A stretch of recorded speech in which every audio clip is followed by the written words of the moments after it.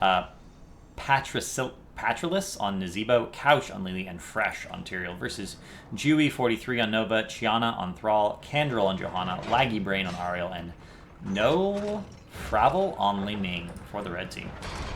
Fight. I actually get to use the nice UI. This is nice.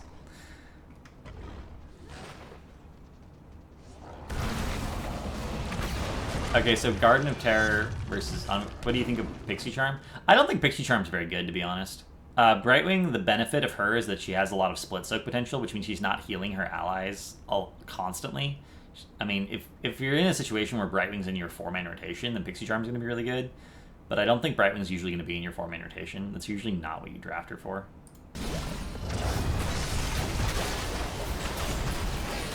Like, you have to design your comp around the idea that Brightwing's always going to be with your 4-man for that to be good.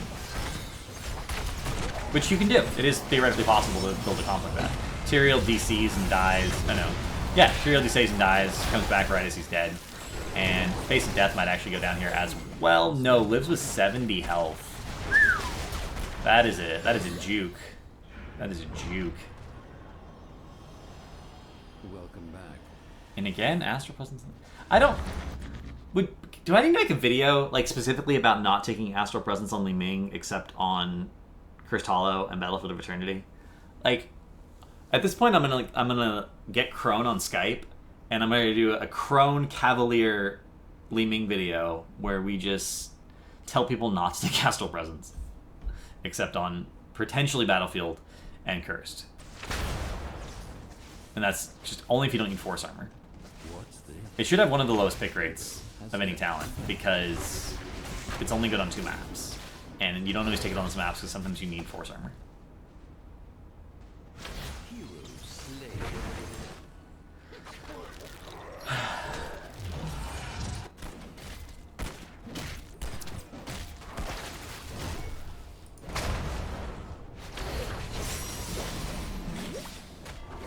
Like, every single replay we've watched with Li Ming today, it's been Astral Presence, and it's usually not the right talent choice.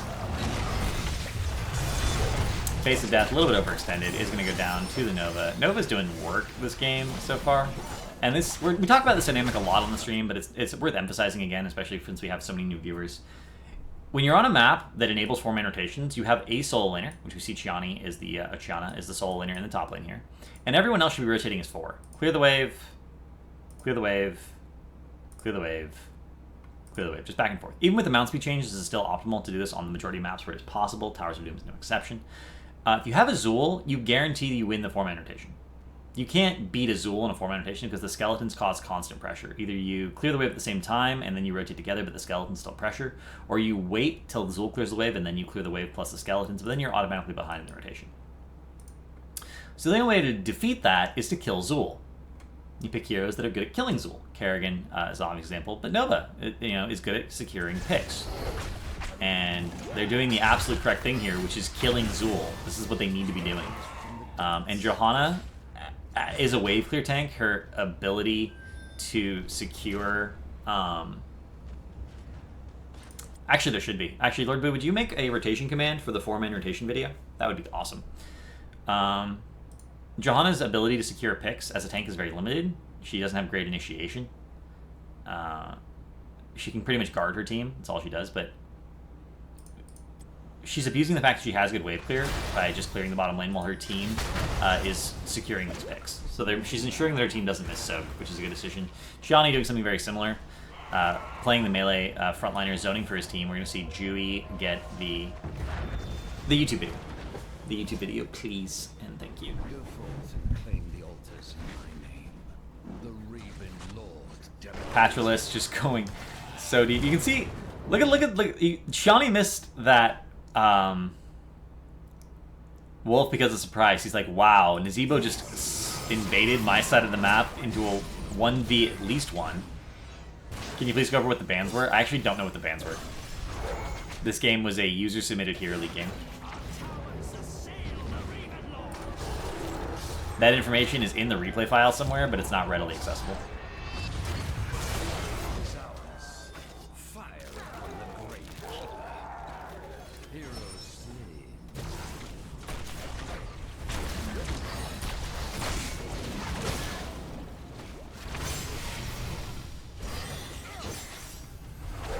So again, the altar phase is over, and the teams are just resetting.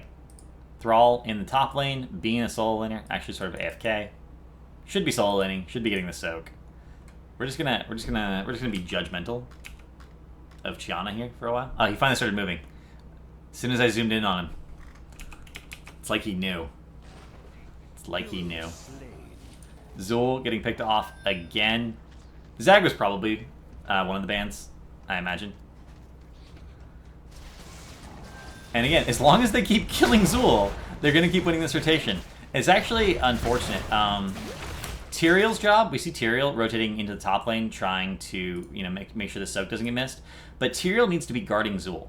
Tyrael's job is to guard Zul so that Zul can clear the waves and rotate. Because Tyrael had to rotate up here to make sure the soak wasn't missed, because Nazeebo had to back because he overextended here, we get in this dynamic of the blue team's just behind on the map. Because their heroes aren't doing their jobs, essentially.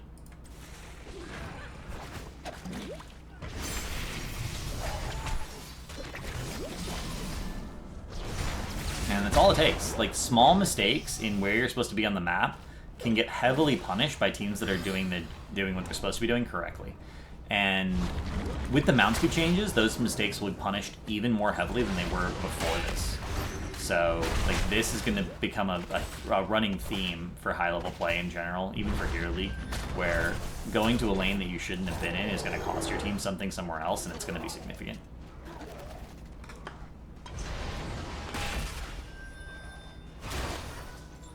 Hi, Dark Matter. Would you like a lap? Up! The altars will rise shortly, heroes. Be ready. Okay. You must catch He's going to be indecisive. Nah, he's going over there now. It's fine. Nazeebo should be top. Nazeebo's the best solo laner on this team comp by a large margin, and he should be matching the Thrall. But Tyrael had to rotate up because Nazeebo wasn't there, so Tyrael was just making sure the soak didn't get missed.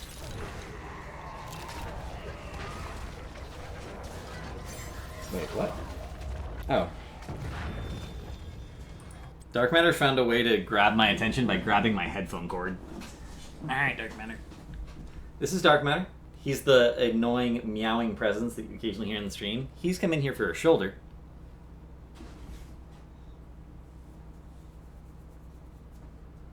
He's gonna hang out here for a while and be very, very happy. And my production value will suffer as a result because I'm going to be using my my left hand to move everything around. We see the aggressive invade by the red team here on the other side of the map. They pretty much managed to zone out the blue team completely and get both of the altars pretty much for free. Nice disengage by Lagerbrain there, using the Detainment Strike just to knock them out of position. And we see, again, the pressure just happening. We see, again, Tyrael in the top lane, making sure his team isn't missing soak. But that's, again, not his job. Nazeebo should be up there. Tyrael should be here guarding the team. Somehow, the clone? Okay, that was the clone.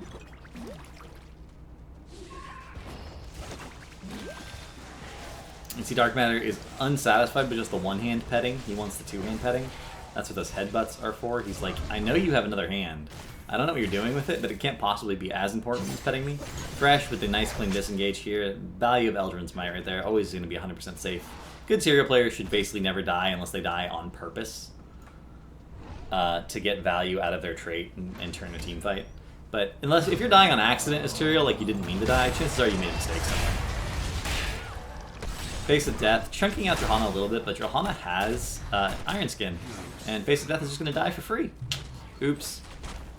You can't pull those shenanigans as Zul versus a Johanna. You can pull them versus other warriors who don't have on-demand unstoppable, but I think Face of Death needs a little bit more practice on his Zul play. Even focusing on the fight there was a mistake. You could have just cleared the wave and rotated, and cleared the wave and rotated. That's how you play Zul. You clear the wave and you rotate. And you clear the wave and you rotate. And you clear the wave and you rotate. If that sounds boring to you, don't play Zul. But it really is the best way to play Zul. Anybody Killa flying down, making sure. But 10 is picked up here for the red team, and blue team should just leave. Blue team should just leave. They shouldn't even contest either one of these. The potential of getting even a single kill here would put red team even further ahead, particularly if the wave clear heroes got picked off again. Dark Matter's being very, very bossy. Let's try this. And as we can see, kills are going to happen. Triple tap value, blessed shield value even. Orb, not quite connecting there. Face of Death overextending, trying to clear the wave, which he should be doing. He should be clearing the wave, but maybe not in the middle of the entire enemy team. Maybe not. And that'll be another altar going over for free to the red team. Don't fight down the talent here.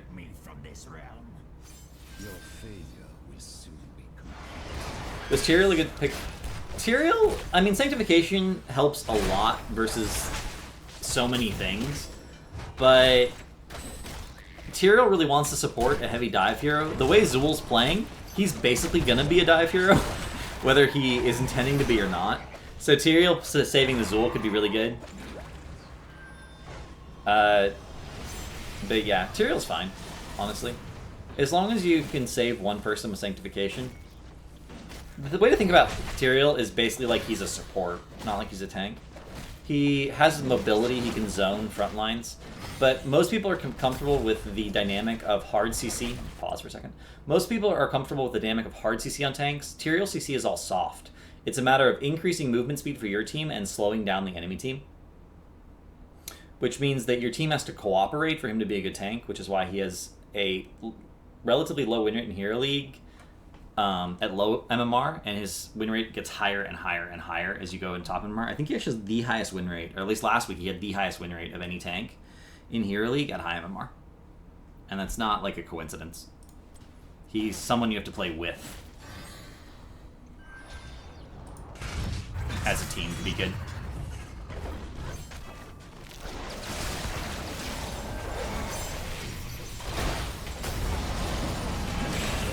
Hey, Callie Fortuna. So, Nazeebo and Nova in the bot lane, Li Ming in top but rotating down. This is essentially starts out as a 4v3, even though Thrall initiated it with the Sunder. Cups is popped immediately after that, because without Sunder, you don't have a reliable interrupt for Cups as long as Lulu stays in the backline. A little mistake there. Sanctification comes down basically just to save Tyrael, which is not how you want to be using that. That was not a good Sanctification. And both teams just going to burn up a bunch of heroics and back out, but Nazeebo died in bottom lane 1v1 to the Nova.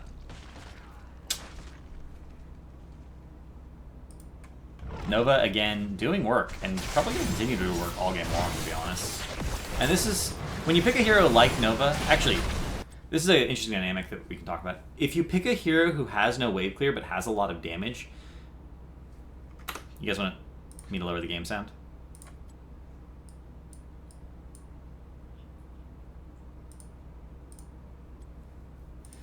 If you pick a hero who has limited wave clear, but has a lot of kill potential, you need to be consistently getting kills for that hero to be justified. Nova's the ultimate example of this. She's, can get picks and has 0 wave clear. Zeratil's not as good an example because Cleave is actually acceptable wave clear. Kerrigan actually is good at getting picks and has pretty reasonable wave clear, especially with Siphoning Impact and Clean Kill. She can actually get more health and mana back from a wave than she used to use it. Yeah, follow through is just a mistake on Tyrael. It should literally never be taken. But we don't need to rehash that again. I did an 8-minute video on it. I think the point's been sufficiently driven home.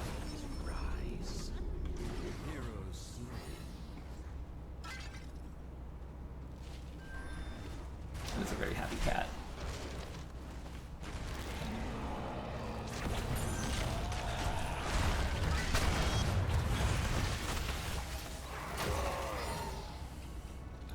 Oh no, Panoramics, you're fine. It was a whole thing.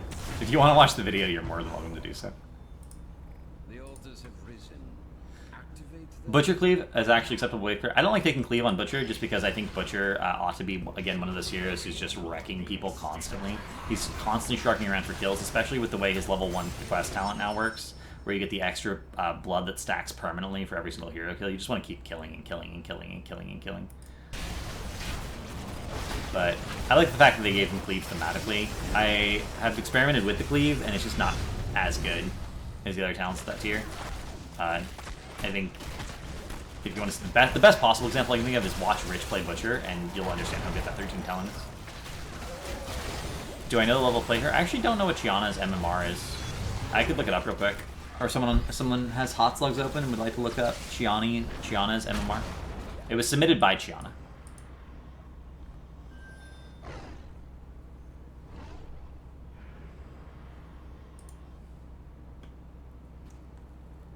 Chiana overextending just a little bit.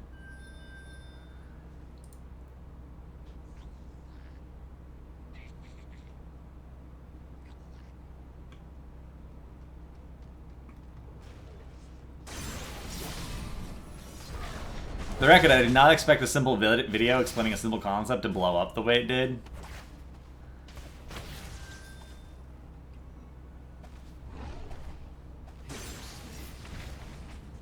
Yeah, I mean, and QM's different. I think it's worth... Let me pause the game for a second. It's worth talking about. If you're in an environment like draft, and you're drafting a real comp, then certain talents obviously come to the fore. But if you're in an environment like quick match where you don't have a support, or you don't have a tank, the talent variety can go up a lot. Tank Thrall is a thing. Tank Thrall actually has a pretty high win rate in quick match. Tank Thrall has a shitty win rate in Hero League and Unranked Draft. There you go. So this is a roughly a 2.4 game, or 2.4k MMR game, which is like what, the high end of platinum or the low end of gold or the low end of diamond.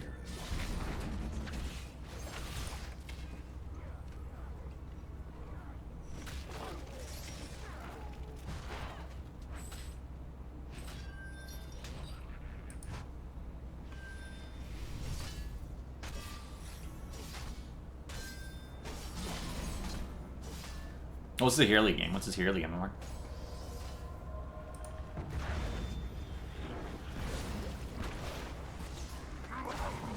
There you go. Yeah, so it's a diamond level HL game. It's fair. Thrall's getting... yeah, actually not Thrall.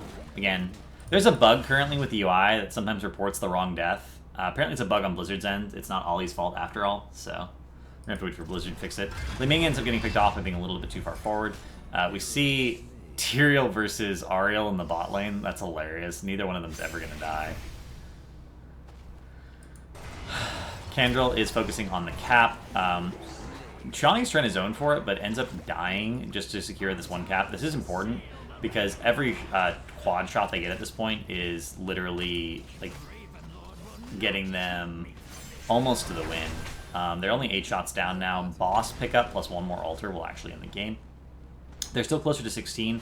Bottom altar is still available for the pickup. They can't really contest it. Falstad is dead, but is coming back to life and has fly. Tunnel is going to be available here shortly as well. Couch is still in the top lane, but they don't have their support, but they can rotate down. Fresh might actually get die just from overextending here, and does end up going down. That is a free kill on Tyrael, Aegis for the deny of the death explosion value. And all blue had to do was back up and wait.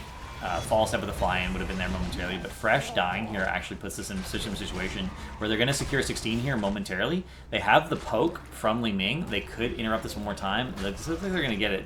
Red team opting to back off after that kill. Their 16 is picked up. All of them are going to be alive a little, very soon. And they'll be able to force a fight in time. I think maybe our Nova ends up going down to the skeletal mages, slowing her down just enough. Chiani has tap available, gets the poke with the Q for the heal.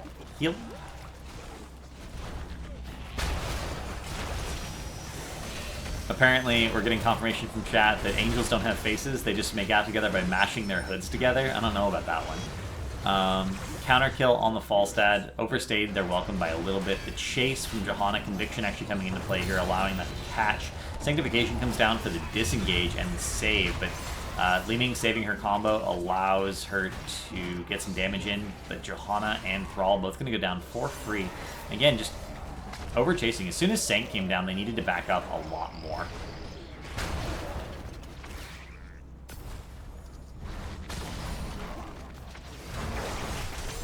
And again, pushing into this fort, into a Li Ming, who basically went full orb build. Maybe not the best idea. Orb's the zombie wall. Not really useful to do that.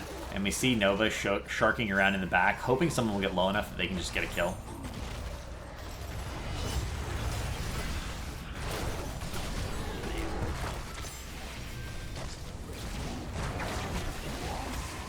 Johanna ends up going down.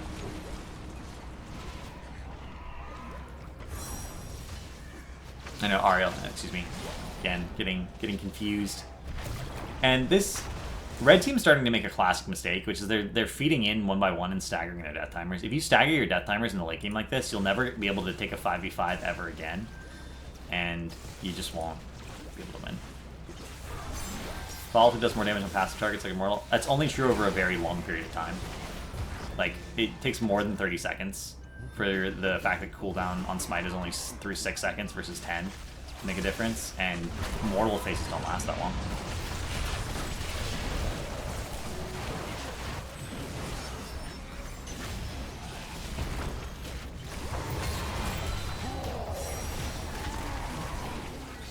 Like the vast majority of cases.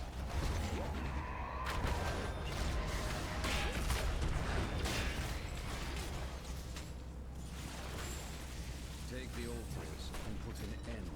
Everything is viable? That's not true.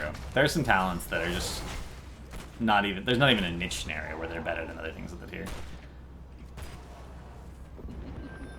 There's actually a pretty decent number of talents in the game, like 20 or 24. Last time I made a list that should just literally never be taken because they're always worse than other competing options at the tier.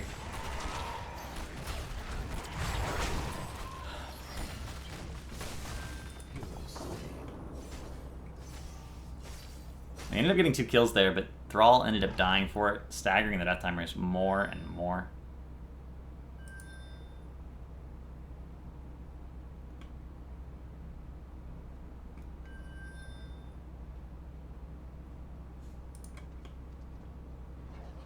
Blue team's thinking about boss here. I don't know why they're thinking about boss. We just see Nova with the scout.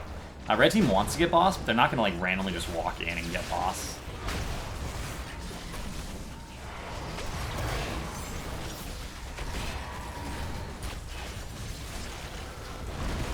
Nice Sunder essentially for a disengage here. It does also, you know, minimize the value of Cups. Cups got a lot of value there, but not quite as much as it could have.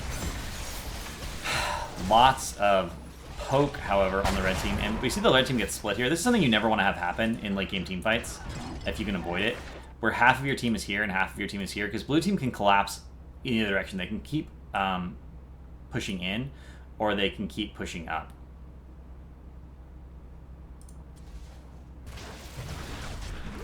And if blue team can collapse on one as coordinated endeavor, they can end up making something happen, but they don't.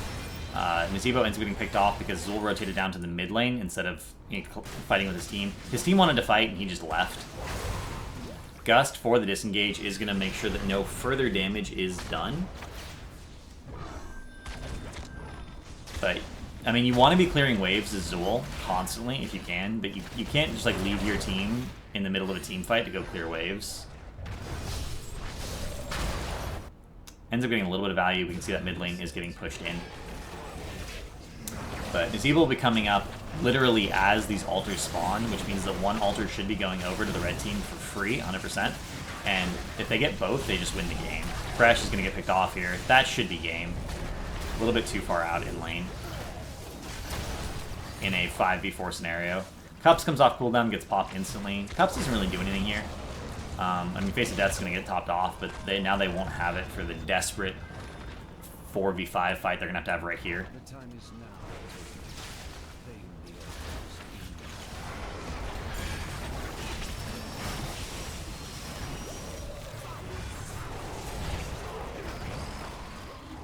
Li Ming actually ends up going down to the Skeletal Mages to that focus damage. And Zul lives. Anybody Killa with the aggressive fly-in tries to get the channel on the altar. Ariel ends up going down to the chase in the back lane. Sunder misses. And is he going to get out of this? He actually gets a kill. Oh my god. He gets a kill with the Q. The Nazebo wall is going to get a kill onto Kendril. Shiani manages to bolt out in time. Indestructible, I believe, is available for Johanna. But only one altar goes over to the red team, and this is now 19 versus 4. Wow. 19 shots left versus 4. Red team should still be able to carry out this win, but this is going to be... This game is much closer than it should have been.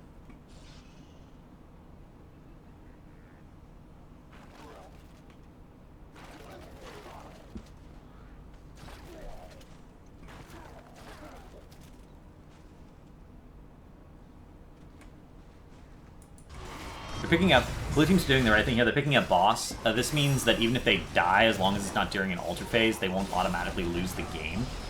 Not automatically losing the game, usually a pretty good decision. So boss is picked up. It does have a 5-minute cooldown, so that means blue team is safe from bosses for 5 minutes. That's a long time. That's enough time to end the game at 15 shots. They are starting to abuse their push power with the Zool.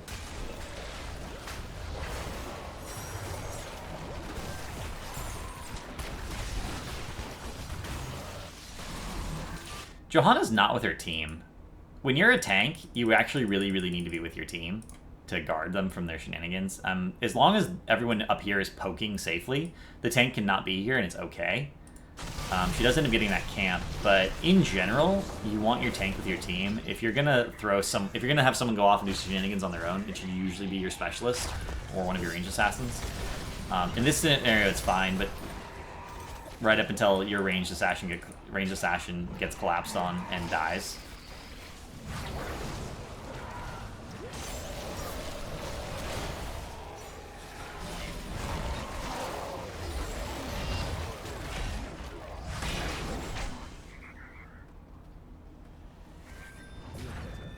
Li Ming was trying to save that fort. She overextended for it, though. As soon as your tank's not there, you have to play super safe, and she just was playing too far forward.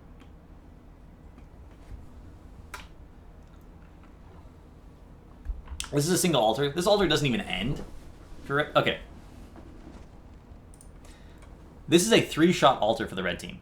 It doesn't end because this has been taken away from them. They're down a hero.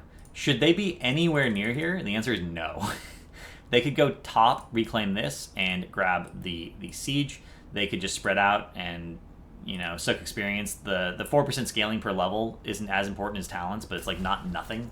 But instead, they're all here trying to force a 4v5 fight, and this is the worst decision they could make. This is the worst decision they could make. Johnny getting rooted here. It gets far enough away before anything actually happens and matters, and they're gonna get the altar is gonna go over to blue team for free. They managed to cap it because with 5 people you can zone 4 people. That's just the way that works. Sanctification comes down. Gust for the disengage. A little bit of mana synergy between the heroics there. Fresh with the chase. They just need to back off. Li Ming's like, don't. Just leave. Just leave. Just leave. And this comp with Nazebo, Azul, has more siege potential than Blue Team's comp does. So by contesting the altar instead of clearing this top thing, instead of clearing the top keep for free, they're in a situation now where the siege potential comp can just clear mid, and then they're going to have 2 altar, or 2 keeps capped instead of 1.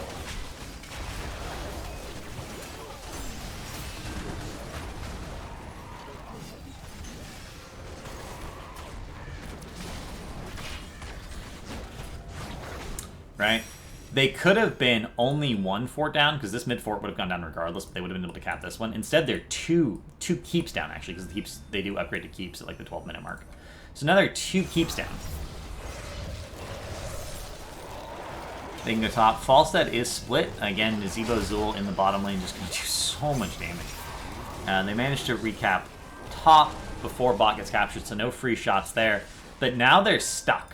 If they'd capped this, they could have, when Li Ming came out, forced a fight at bottom instead of having to recap top. They would have had to give up mid for free regardless. But now they're stuck in a ring around the rosy. They have to keep reclaiming buildings faster than blue team can grab them.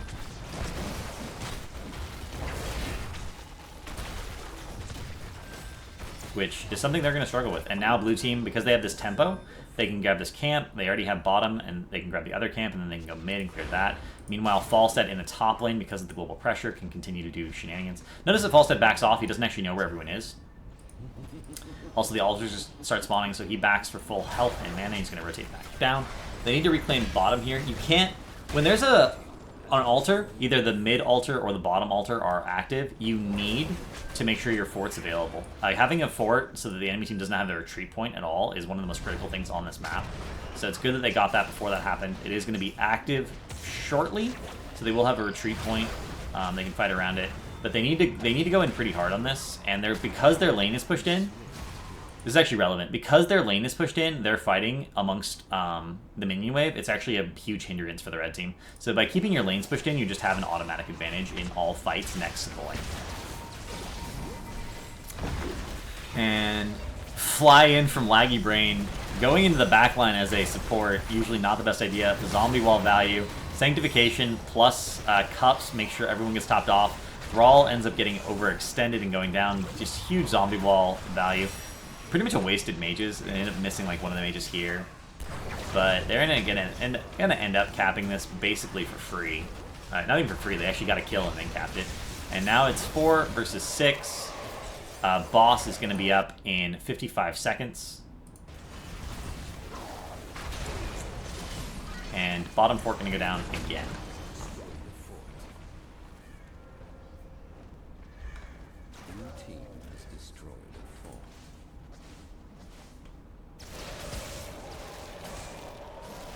For the record, the Tassadar slow on Psystorm applies per tick of Psystorm. So it's a 1 second slow that keeps reapplying. But it's nowhere near as good as either Double Strike or Dimensional Warp. Dimensional Warp in particular is just a crazy broken talent. And even Evasive Shielding is quite strong. In coordinated environments, at least. We've actually seen Evasive Shielding taking for Tracer-style comps before, and it just did so much work. Nazebo good here? I mean, okay, so the reason professional players don't like Nazebo is because Nazebo's damage is extremely unfocused, and in professional play, particularly at the very highest level of play in Korea, they call a target, everything goes onto that target within like a third to a half a second, and that target just dies. Nazebo can't do that. This is why in high level play you don't like Nazebo. But in Hero League, where damage is already unfocused and shitty anyway, Nazebo does a ton of work. And Zombie Wall, especially now that it counts as terrain, is quite terrifying. And in the late game, if he stacks it up all game, he's just a beast. Does Evasive Shielding stack with other move speed? No. No slows or move speed percent increasers ever stack in Heroes of the Storm. The durations can overlap. So if I have like a 40% move in speed for 1 second and then a 20% move speed increase for 5 seconds, I'll get 1 second of the 40 and then 4 seconds of the 20. So you just get the highest one, but the durations don't cancel. So if there's a lower one and a longer duration, you'll get benefits from both.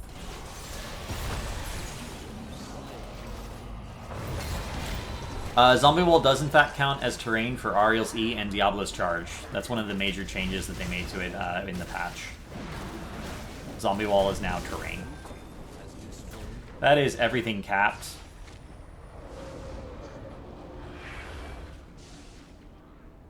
It's one of the first things we tested on PTR when it went live.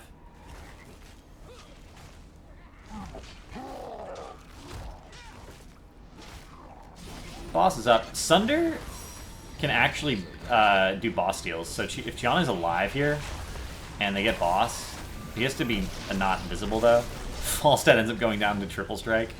Triple tap. Triple tap is still available. Oh my god. Oh my god. Oh my god.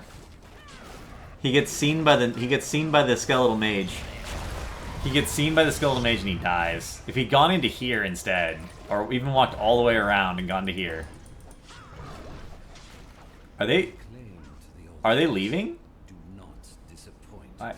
They could have just done boss. I don't understand. Okay, they're leaving. It doesn't really matter.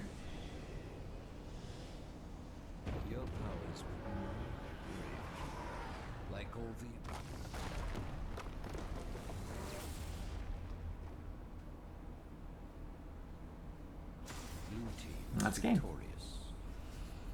Just sloppy late game fights. They stopped killing the wave clear heroes. That's really what it came down to. If you have worse wave clear than the enemy team and you stop clearing the wave clear heroes, eventually the wave clear heroes can just strangle the map. And they stopped killing the wave clear heroes. And allowed the wave clear team to come back. It's a really simple dynamic.